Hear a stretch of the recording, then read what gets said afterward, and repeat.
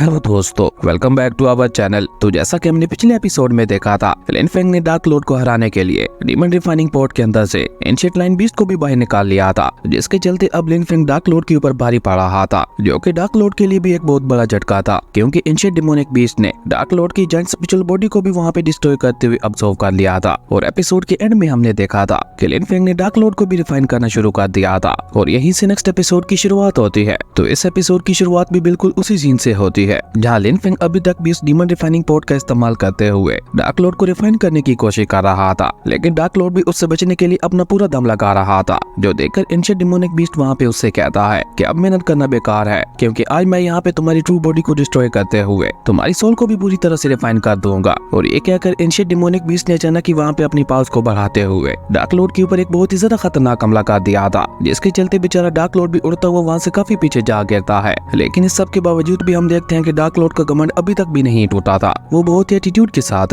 Ancient demonic beast से कहता है, तो अब तुम्हारे जैसे एक मामूली सा डेमोनिक बीस्ट मेरी ट्रू बॉडी को डिस्ट्रॉय करेगा? क्या तुम भूल चुके हो कि पिछली बार मैंने तुम्हारी क्या हालत की थी? डार्क लॉर्ड की ये बात सुनकर एंशिएंट डेमोनिक बीस्ट भी उसे वहाँ पे जवाब देते हुए कहता है, हाँ, और उसी का बदला लेने के लिए तो मैं वापस आया हूँ। थंडर ड्रैगन ने ना सिर्फ मेरी सारी पावर्स को रिकवर कर दिया है, बल्कि उसी के साथ साथ सीनियर ने मेरी पावर्स को बहुत ज्यादा बढ़ा भी दिया है, जिसके चलते आज मैं यहाँ पे तुमसे अपना बदला लेने वाला हूँ। और ये कहकर एंशिएंट डेमोनिक बीस्ट वहाँ पे अपनी पावर्स का इस्तेमाल करके डार्क लॉर्ड को फंसाते हुए कहता है कि पिछली बार तो तुम्हारे साथ फाइट करते हुए मेरी बॉडी बहुत ज्यादा कमजोर हो गई थी, और इसी मौके का फायदा उठाकर तुमने एसेस्टियन को भी एलिमिनेट कर दिया था, वरना तो पिछली बार भी हम लोगों ने ऑलमोस्ट तुम्हारी ट्रू बॉडी को डिस्ट्रॉय कर ही दिया था। लेकिन कोई बात नहीं, इस बार ऐसा कुछ भी नहीं होने वाला, इस बार तो मैं खुद अपने हाथों से तुम्हारी ट्रू बॉडी को डिस्ट्रॉय करूंगा। और ये कहकर एंशिएंट डेमोनिक बीस्ट ने वहाँ पे एक बहुत ही ज्यादा खतरनाक फॉर्मेशन को क्रिएट करते हुए उसकी मदद से सीधा वहाँ पे डार्क लॉर्ड के ऊपर ही अटैक कर दिया था। और एंशिएंट डेमोनिक बीस्ट की बनाई हुई वो फॉर्मेशन इतनी ज्यादा खतरनाक थी कि उसे बेचारा डार्क लॉर्ड भी वहाँ पे नहीं संभाल पा रहा था। हालांकि डार्क लॉर्ड अपना पूरा दम लगाते हुए उसे रोकने की कोशिश कर रहा था, लेकिन इस सब का असर सीधा सीधा वहाँ पे उसकी बॉडी के ऊपर हो रहा था, क्योंकि जितना ज्यादा स्ट्रॉन्ग प्रेशर उस फॉर्मेशन का डार्क लॉर्ड के ऊपर पड़ रहा था,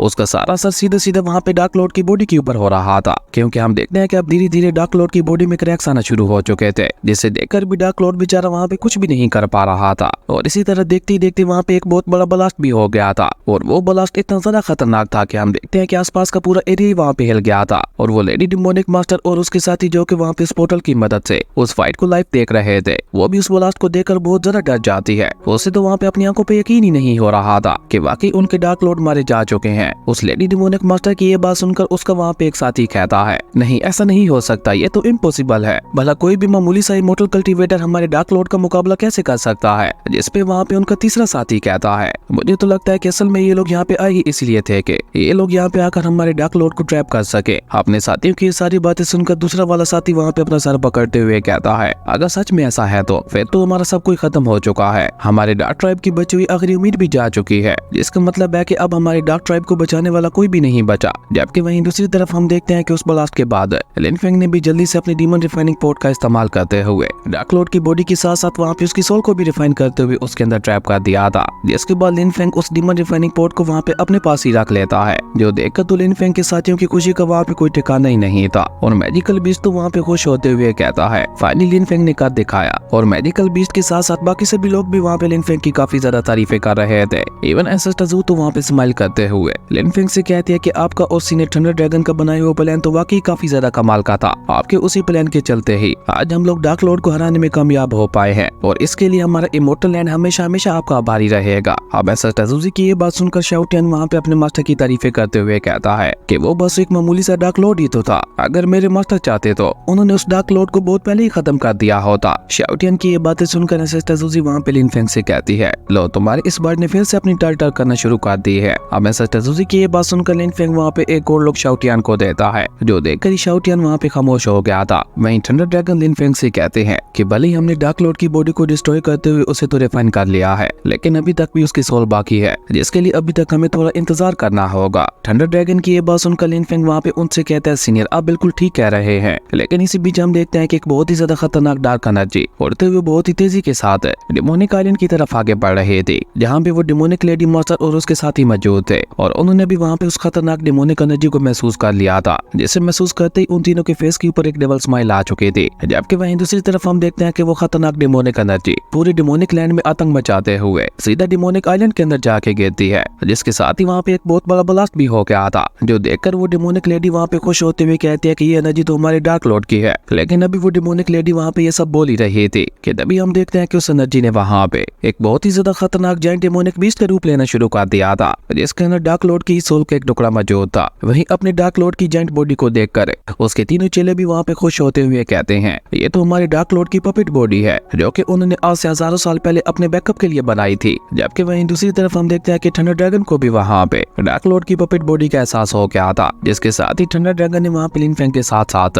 बाकी सभी को भी बता दिया था कि डार्क लॉर्ड अभी तक भी जिंदा है। जो सुनकर वहाँ पे लिन फेंग को छोड़कर बाकी सभी लोगों को एक बहुत बड़ा झटका लगता है, क्योंकि लिन फेंग को वहाँ पे इस बात का कहीं न कहीं पहले से ही एहसास था। वहीं वो पपेट डिमोनिक बीस्ट है। लिन फेंग और थंडर ड्रैगन का मजाक उड़ाते हुए कहता है तुम लोगों को क्या लगा था कि तुम लोग मुझे इतनी आसानी से खत्म कर दोगे और मैंने अपने लिए कोई बैकअप प्लान भी नहीं बनाया होगा। बेवकूफो, मेरे जैसे एक महान डार्क लॉर्ड को मारना तुम्हारे बस की बात नहीं है। और ये कहकर पपेट डिमोनिक बीस्ट वहाँ पे उनका मजाक उड़ाते हुए जोर से हंसने लगा था, और उसी के साथ साथ उसने वहाँ पे अपनी डिमोनिक पावर्स का इस्तेमाल करते हुए उस डिमोनिक आइलैंड के नीचे से वहाँ पे एक बहुत ही ज्यादा खतरनाक वेपन को भी समन कर लिया था, जिसका इस्तेमाल करते हुए वो सनलाइट सील को डिस्ट्रॉय करना चाहता था। और जब एंसेस्टर ज़ूज़ी को वहाँ पे इस बारे में एहसास होता है तो उसने जल्दी से वहाँ पे लिन फेंग के साथ साथ बाकी सभी को भी इस बारे में बता दिया था। जो सुनकर लिन फेंग वहाँ पे सीरियस होते हुए कहता है नहीं, हम ऐसा नहीं होने दे सकते, हमें किसी भी हालत में यहाँ पे उस सनलाइट सील की डिस्ट्रॉय होने से पहले इस पपेट डिमोनिक बीस्ट को हराना होगा। जबकि वहीं दूसरी तरफ हम देखते हैं कि उस पपेट डिमोनिक बीस्ट ने अब वहाँ पे अपने एरो एंड बो का इस्तेमाल करते हुए सीधा वहाँ पे उस सनलाइट सील के ऊपर निशाना लगाते हुए उसके ऊपर ही अटैक कर दिया था। लेकिन जैसे उसका वो खतरनाक एरो वहाँ पे उस सनलाइट सील के करीब पहुंचता है तो उस सनलाइट सील की गार्डियन फॉर्मेशन भी वहाँ पे एक्टिवेट हो जाती है, जिसके चलते हम देखते हैं कि उस सनलाइट सील के अंदर से गार्डियन स्पिरिट भी बाहर आ जाती है, जो कि उस एरो को अपनी तरफ देखते हुए पाकर पपेट डिमोनिक बीस्ट से कहता है कि मेरे होते हुए तुम कभी भी सनलाइट सील को डिस्ट्रॉय नहीं कर पाओगे। और ये कहते हुए उस गार्डियन स्पिरिट ने वहाँ पे न सिर्फ उस डिमोनिक पपेट के अटैक को वहाँ पे डिस्ट्रॉय कर दिया था, बल्कि उसी के साथ साथ वो गार्डियन स्पिरिट वहाँ पे पपेट डिमोनिक बीस्ट के ऊपर भी अटैक कर देता है। लेकिन अपनी तरफ आते हुए इतने ज्यादा खतरनाक अटैक को देखकर भी वो पपेट डिमोनिक बीस्ट बिल्कुल भी नहीं घबराता,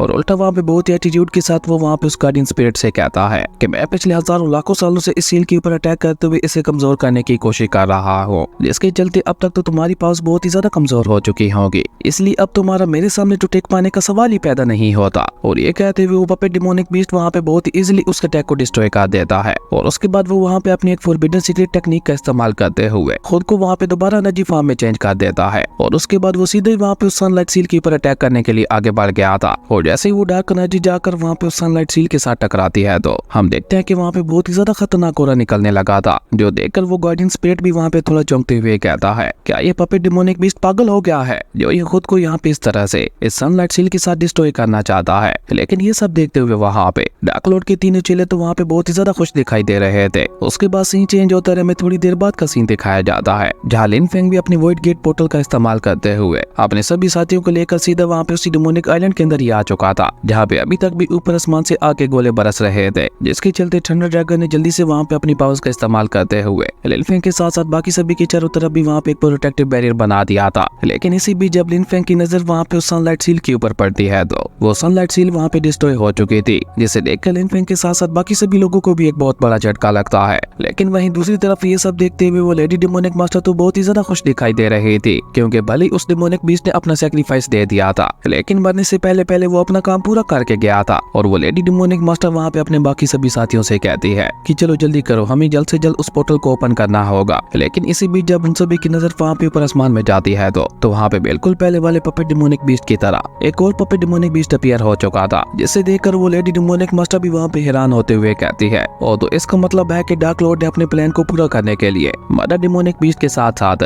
उसके बच्चे के अंदर भी अपनी सोल का एक टुकड़ा डाला था। वाकई डार्क लॉर्ड के प्लान्स को समझ पाना हमारे बस की बात नहीं है। और अभी वो डिमोनिक लेडी मास्टर वहाँ पे ये सब बोल ही रही थी कि इसी बीच उस डिमोनिक पपेट ने वहाँ पे एक बहुत ही ज्यादा खतरनाक स्पिरिचुअल वेपन का इस्तेमाल करते हुए उस अल्टर के ऊपर अटैक कर दिया था, जिसके चलते हम देखते हैं कि उस अल्टर के बीचों बीच एक बहुत बड़ा पोर्टल भी ओपन हो गया था, जिसे देखकर वो डिमोनिक पपेट बहुत ही तेजी के साथ उड़ते हुए सीधा वहाँ पे उसके अंदर जाने की कोशिश करता है। लेकिन वो वहाँ पे उसके अंदर जा पाता उससे पहले ही लिन फेंग ने वहाँ पे अपनी मल्टीपल स्पिरिचुअल सोर्ड्स का इस्तेमाल करते हुए पीछे से ही वहाँ पे उस पपेट डिमोनिक बीस्ट के ऊपर अटैक कर दिया था। लिन फेंग के उस खतरनाक हमले को देखकर वो लेडी डिमोनिक मास्टर वहाँ पे कहती है नहीं, हमें कुछ भी करके इस लड़के के अटैक को रोकना ही होगा, क्योंकि इससे तो हमारे डार्क लॉर्ड का सारा प्लान ही चौपट हो जाएगा। और ये कहकर वो लेडी डिमोनिक मास्टर वहाँ पे अपनी पूरी पावर का इस्तेमाल करते हुए उस डिमोनिक पपेट को बचाने के लिए लिन फेंग के अटैक को रोकने की कोशिश करती है, लेकिन लिन फेंग का वो अटैक इतना ज्यादा पावरफुल था कि उसने वहाँ पे उस लेडी डिमोनिक मास्टर की बनाई हुई शील्ड को भी वहाँ पे एक ही झटके में डिस्ट्रॉय कर दिया था, जिसके साथ ही वो तीनों वहाँ पे बहुत ही बुरी तरह से घायल भी हो जाते हैं। लेकिन इसी बीच मौके का फायदा उठाकर वो डिमोनिक पपेट जल्दी से वहाँ पे सीधा उसी पोर्टल के अंदर ही चला गया था। हालांकि वो डिमोनिक पपेट लिन फेंग के अटैक से बच गया था,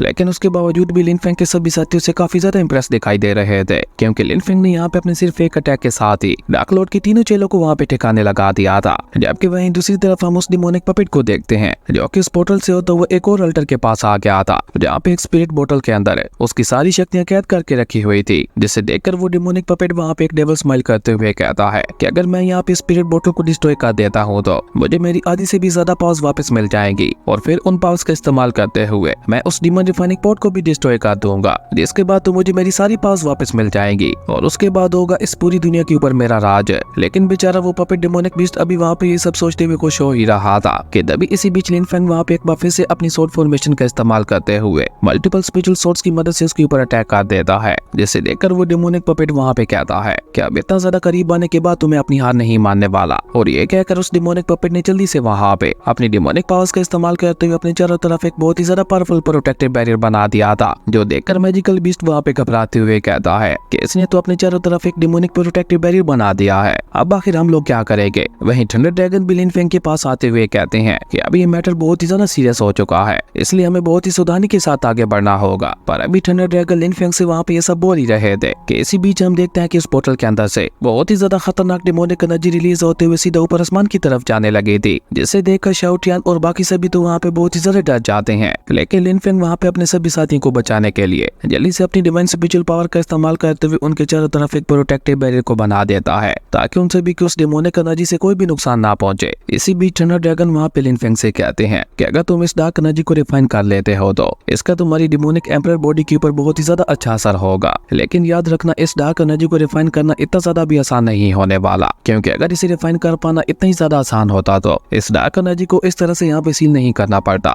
थंडर ड्रैगन की ये बात सुनकर लिन फेंग वहाँ पे उनसे सवाल करते हुए पूछता है तो क्या आपको पता है कि इसे कैसे रिफाइन किया जा सकता है, जिसपे थंडर ड्रैगन लिन फेंग को जवाब देते हुए कहता है कि हाँ, तुम जेड लोटस फ्लावर का इस्तेमाल करते हुए इस डार्क एनर्जी को रिफाइन तो कर सकते हो, क्योंकि जेड लोटस फ्लावर किसी तरह की एनर्जी को भी रिफाइन करने की काबिलियत रखता है। पर इस सब के बावजूद भी ये प्रोसेस बहुत ही ज्यादा रिस्की है, क्योंकि अगर तुम इस प्रोसेस को बीच में ही छोड़ देते हो तो हो सकता है इससे तुम्हारी अपनी एम्परर डिमोनिक बॉडी भी डिस्ट्रॉय हो जाए। थंडर ड्रैगन की ये बात सुनकर लिन फेंग को वहाँ पे एक बहुत बड़ा झटका लगता है, और इसी कमाल के सीन के साथ हमारी अमेजिंग एपिसोड यहीं पे खत्म हो गया था। दोस्तों, अगर आपको ये वीडियो अच्छी लगी तो लाइक कर दें, और अगर चैनल पे नए आए हो तो सब्सक्राइब करते जाना। तो मिलता है एक नई वीडियो में, तब तक के लिए बाय।